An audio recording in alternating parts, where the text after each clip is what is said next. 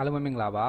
ဒီနေ့သင်ခန်းစာမှာတော့ filter feature တစ်ခုဖြစ်တဲ့ slicer ကိုဟလာ Excel table တွေမှာဘယ်လိုသုံးမလဲဆိုတာကိုပြောပြမှာဖြစ်ပါတယ်เนาะအဲ့တော့ဒီမှာတော့ကျွန်တော်တို့က data ရှိနေတဲ့ workbook တစ်ခုရှိပါတယ်အဲ့တော့ဒါအကြောင်းထည့်တာပါပဲ column G မှာ sales ပါတယ်စသဖြင့်အဲ့တော့analytical column နေနဲ့ပြောမယ်ဆိုရင်တော့ region ပါမယ် customer ပါမယ် date ပါမယ်စသဖြင့်ဒါ product ပါမယ် sales percent ပါမယ်အဲ့တော့ပုံမှန်အဖြစ်ကတော့တမျိုးကြကျွန်တော်တို့က data view filter စစ်ထုတ်တာကကြတော့ filter button ထည့်ပြီးတော့စစ်ထုတ်တာပဲလေအဲ့တော့ဆိုပါတော့ filter button ထည့်မယ်ဆို data လေးမှာ edit cell ကိုထား control shift L ကိုနှိပ်လိုက်ရင်သက်ဆိုင်ရာ column တည်เนาะအဲ့တော့ဒါပထမ row မှာပေါ့ဒီနည်းအားဖြင့် ဖိခဲ့တာ row မှာ filter button တွေဟာလာထည့်သွားပြီးဖြစ်ပါတယ်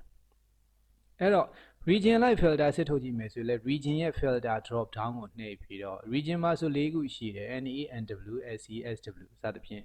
အဲ့တော့ select all ကိုမှန်ချင်းဖြုတ်ပြီးတော့ NE ကြီးပဲကြည့်မယ်စသဖြင့်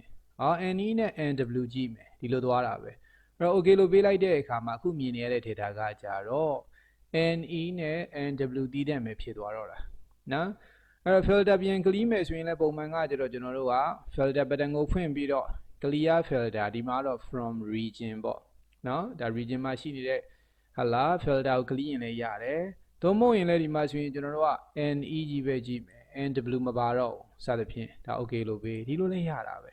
အဲ့တော့အခြားဒီမှာ product ဆိုရင်လည်း product လိုက်နော်အဲ့တော့အားလုံးမကြည့်တော့ဘူး dryer ကိုကြည့်မယ် okay ပေးလိုက်မယ် customer မှာဆိုရင်လည်းကျွန်တော်တို့က customer လိုက်နော်အားလုံးကိုမကြည့်တော့ဘူး electricity ကိုကြည့်မယ် okay လို့ပေးလိုက်တဲ့အခါမှာဒါ filter တစ်ခုချင်းဒီကျွန်တော်တို့ဒီလိုစစ်ထုတ်သွားလို့ရတယ်အဲ့တော့ဒီဥမာရပြောမယ်ဆိုရင် product မှာ dryer region မှာ NE customer မှာ electricity ဒီလိုသွားတာပဲအဲ့တော့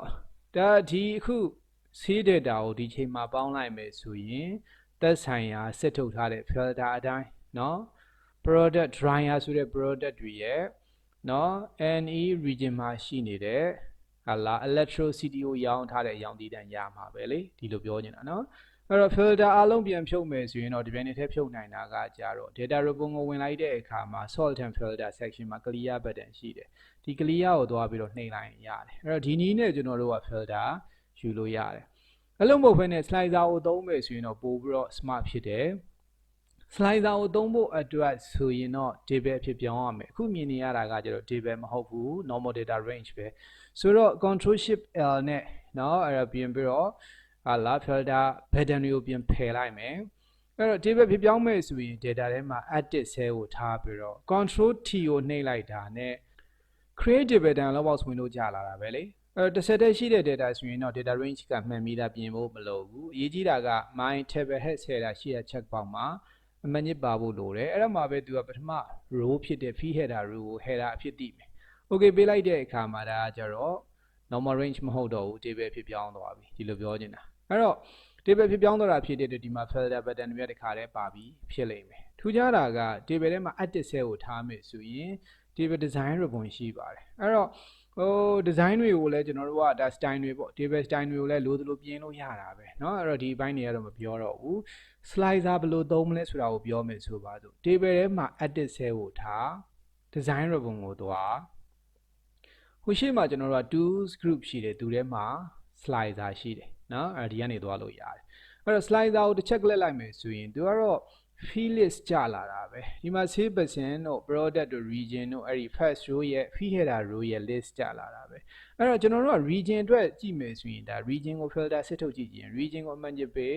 okay လို့ပြောလိုက်တာ ਨੇ region filter ကြလာတာပဲတနည်းအားဖြင့် slicer ကြလာတာပဲအဲ့တော့ကျွန်တော်တို့အလွယ်တကူပဲဒီမှာဆိုရင်ဒါလိုချင်တဲ့ region ကိုစစ်ထုတ်ကြည့်လို့ရတယ် column C မှာ region တွေအားလုံးကိုမြင်နေရတယ်နော်ကျွန်တော်တို့က NE တည်တံ့မယ်လို့ကြည့်ကျင်တယ်ဆိုရင်ဒီမှာ NE ပေါ်မှာတစ်ချက်နှိပ်လိုက်တာ ਨੇ data က NE တည်တံ့ဖြစ်သွားပြီ NW တည်တံ့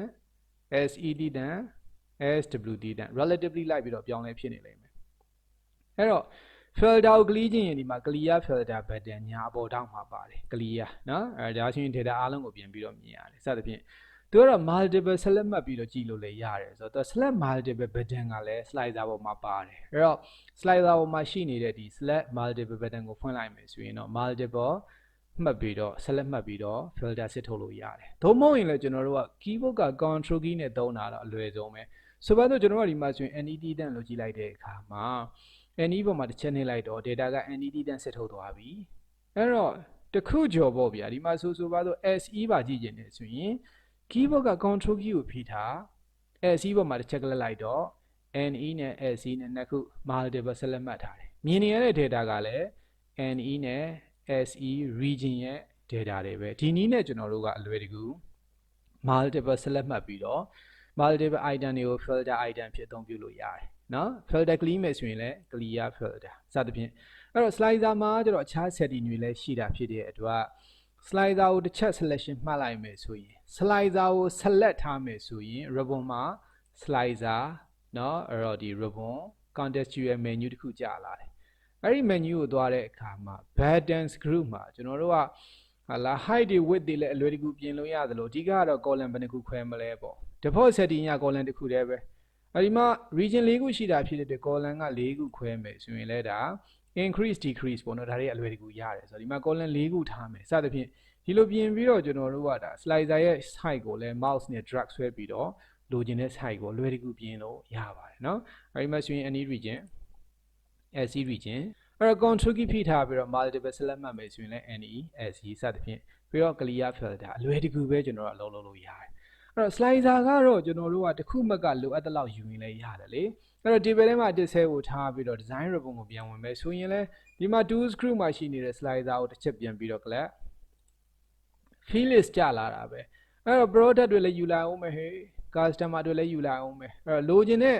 ဟာလာ fee name တွေကို select ပြီးတော့ okay လို့ပြောတာနဲ့ဒါ slicer တွေကအများကြီးကြာခဲ့တာပဲเนาะဒီနည်းနဲ့ကျွန်တော်တို့ကယူလို့ရတယ်အဲ့တော့ဆိုပါတော့ဒီမှာဆိုရင် product မှာဆို dryer ကိုတစ်ချက်ကလစ်လိုက်မယ်เนาะ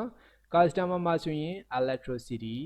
region မှာဆိုရင် NE ဒီလိုစစ်ထုတ်ထားမယ်ဆိုပါစို့ data ကိုကြည့်လိုက်တဲ့အခါမှာ data ကလည်း relatively လိုက်ပြီးတော့အပြောင်းလဲဖြစ်နေတာကိုတွေ့ရလိမ့်မယ် product က dryer เนาะအဲ့တော့ဒီ region က NE customer က electricity เนาะfilter clean မယ်ဆိုရင်လည်း slicer button တစ်ခုချင်းစီပေါ်မှာရှိတဲ့ clear filter ကိုပြန်ပြီးတော့ clean ရင်လည်းရတယ်လို့တပြိုင်တည်းထဲအားလုံးကို clean ခြင်းနဲ့ဆိုရင်တော့เนาะ table ထဲမှာ edit cell ကိုထား data ribbon ကိုသွား sort and filter group မှာရှိနေတဲ့ clear button ကိုနှိပ်တာကကြတော့ဒါက slicer အားလုံးမှာရှိနေတဲ့ filter ကို clean တာအဲ့တော့ slicer တွေကိုကြတော့လိုချင်တဲ့ position လိုချင်တဲ့ size အလွယ်တကူပြင်လို့ရတာဖြစ်တဲ့အတွက်ဆိုပါတော့ကျွန်တော် product ဆိုတဲ့ဒါ slicer ကိုတစ်ချက်ယူပြီးတော့ slicer เนาะအဲ့တော့ဒါ ribbon ကိုသွားလိုက်မယ် product က5ခုရှိတာဖြစ်တဲ့အတွက်သူ့ကိုတော့ column 5ခုထားပြီးတော့ size ကိုလိုသလိုပြင်လိုက်မယ်စသဖြင့်ဒီလိုလည်းရတယ်เนาะအဲ့တော့ slicer အချို့ကိုကျတော့ကျွန်တော်တို့ဟိုထိတ်ကိုတင်တာပို့တော့အဆင်ပြေတာဖြစ်တဲ့အတွက်ထိတ်မှာ row 5ချောင်းလောက်ကျွန်တော်တို့ကအလွတ်ယူလိုက်မယ်ပြီးတော့မှ slicer တွေကိုလိုချင်တဲ့ position မှာနေရာချမယ်ဆိုပါတော့ okay ဒါ slicer တွေကိုလိုသလိုနေရာချပြီးတော့เนาะဒါ filter စစ်ထုတ်မယ်ဆိုရင်လည်းရှေ့မှာပြောခဲ့သလိုပဲဒီမှာဆို any region เนาะ region က any တည်တံ product က dryer เนาะ customer က electricity စသဖြင့်အလားတူเนาะကျွန်တော်တို့လိုချင်သလိုဒါ multiple select မှတ်မယ်ဆိုရင်လည်း control key ဖိထားပြီးတော့လိုသလို select မှတ်ပြီးတော့ filter ကိုကျွန်တော်တို့က slicer အသုံးပြုပြီးတော့ filter စစ်ထုတ်လို့ရပါတယ်เนาะအဲ့တော့ filter ကိုပြန် clean မယ်ဆိုရင်လည်း table ထဲမှာ edit cell ကိုထား data ribbon ရဲ့ sort and filter group မှာရှိနေတဲ့ clear เนาะဒါကတော့အားလုံးကို clean လိုက်တာစသဖြင့်ဒီနည်းအတိုင်းပဲเนาะ slicer ကိုအသုံးပြုပြီးတော့ filter စစ်ထုတ်လို့ရတယ်เนาะ